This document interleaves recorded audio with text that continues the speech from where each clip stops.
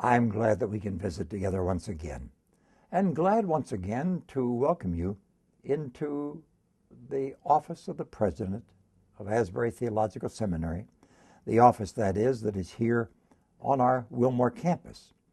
And by the generosity of the planning, there is also an office for the president in our campus in Orlando, Florida, where whenever the president is there, the president can have that place to work especially. But I welcome you here today to join me for a brief visit, to talk with you today a little bit about the wonder of the up-to-datedness of the Bible.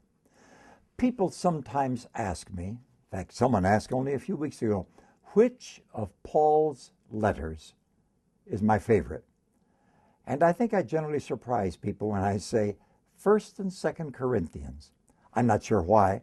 I'm supposed to answer, I know, Romans, because Romans is the great doctrinal collection. And if I were a better scholar, perhaps that's what I would answer.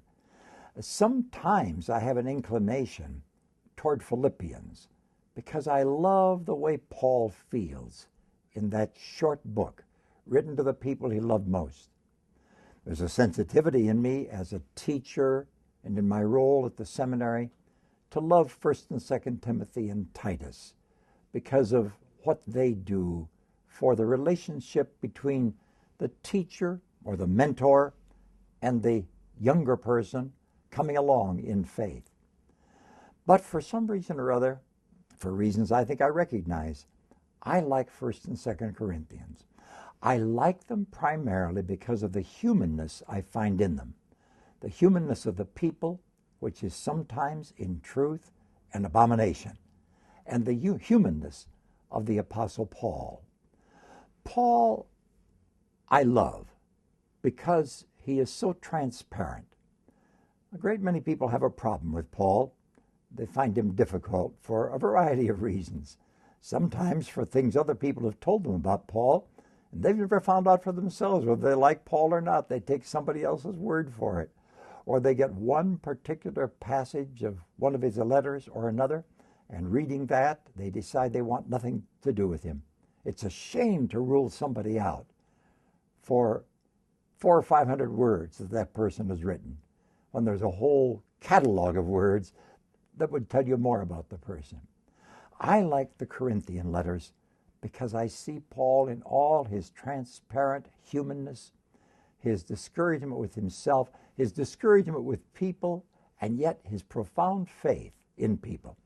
I've been reading these days recently in 1 Corinthians, where I'm fascinated with how much Paul is dealing with a world that could be 2008 as easily as not. He talks for a while, for example, about people and their lawsuits. You and I, especially in America, hear a lot about lawsuits. It seems that that's the order of the day, to sue somebody for some reason, for some amount, with some hope in mind. Well, they had lawsuits in Paul's day too. And what really was worrying Paul was that Christians were suing other Christians. He said you ought to settle that with a faith exercise in the church, with the council of fellow Christians. He couldn't imagine that they would try to settle such a matter before courts of law rather than where they ought to, with the other people of God. He had a point.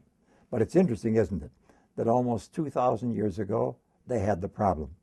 Paul talks here, too, about other problems of life and the issues of life, about marriage and divorce, and the sexual rights of husband and the sexual rights of the wife, about what to do with widows and with the unmarried, about how to know whether it's time for you to marry or not, about the food you eat and where it might be offensive to somebody else because they would feel that a Christian shouldn't eat that kind of food.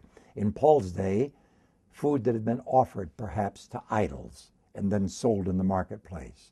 We'd have some other issues today, issues that are becoming more prominent as people try to determine the place of their Christianity in the food they eat and thus the money they spend. So Paul was dealing with all kinds of everyday, down-to-earth, natural problems that you and I deal with today. It's fascinating to me, as I say, that nearly 2,000 years have passed by and we're still having to deal with the same basic problems.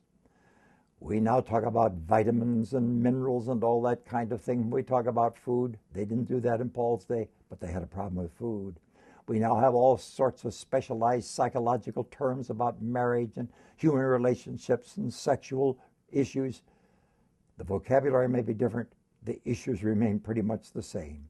Read this good book, the Bible, and you'll find yourself dealing with the problems that we still deal with today, and it will show us at the same time how to find in God a Christian godly answer to the purifying of our lives and to the true deep down joy that God means us to have. That's what's on my mind today, and I look forward to seeing you again in a week or two. God bless.